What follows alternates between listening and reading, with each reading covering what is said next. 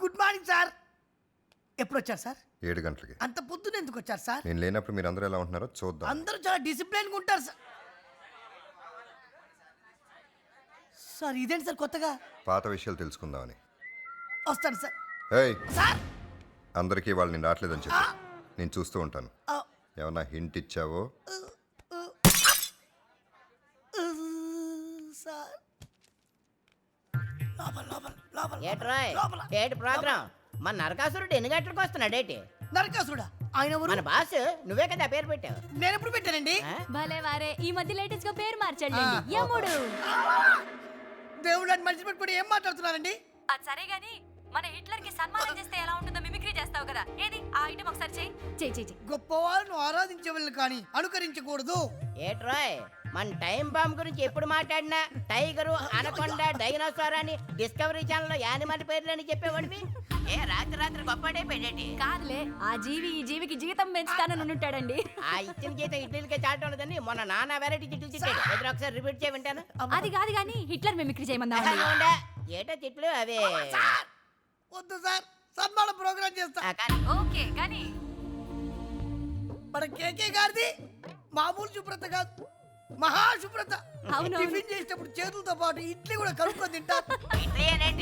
సాంబార్లు కూడా కడుక్కున్న రకం. అర్జెంట్ గా బిర్ది సన్మానం చేసేది.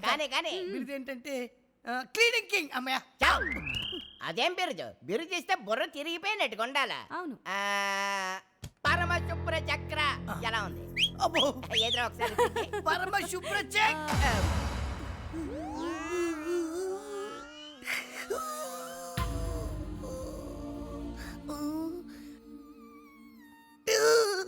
గొడవ 24 గంటలవుతుంది, ఇంకా రియాక్షన్ రాలేదంటే ఏంటర్థం?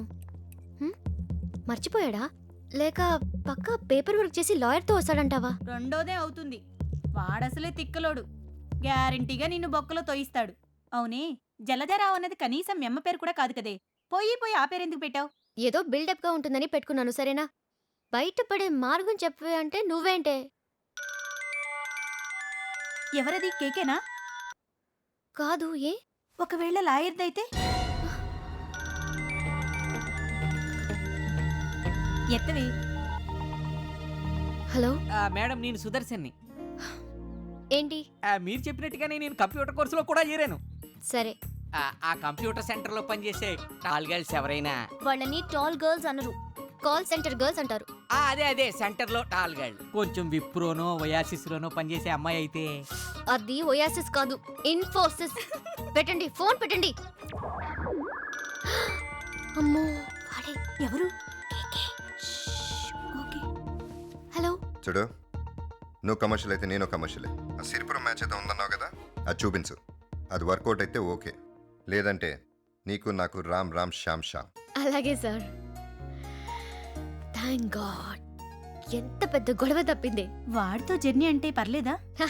అంత సీన్ లేదులే. ఈ 2 రోజులు వాణ్ణి ఎలాగోలా భరిస్తే పీడ వదులుతుంది.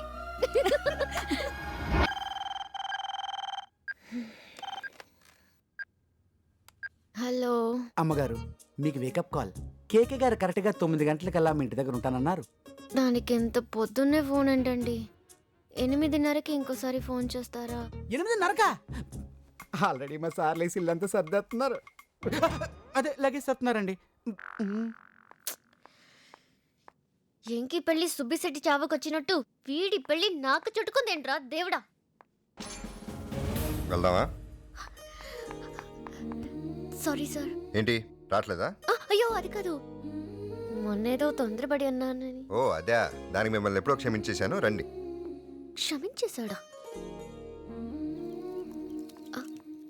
ఇదేంటి సార్ క్యారవన్? అంటే వైజాగ్ వరకు ఫ్లైట్లో వెళ్ళొచ్చండి.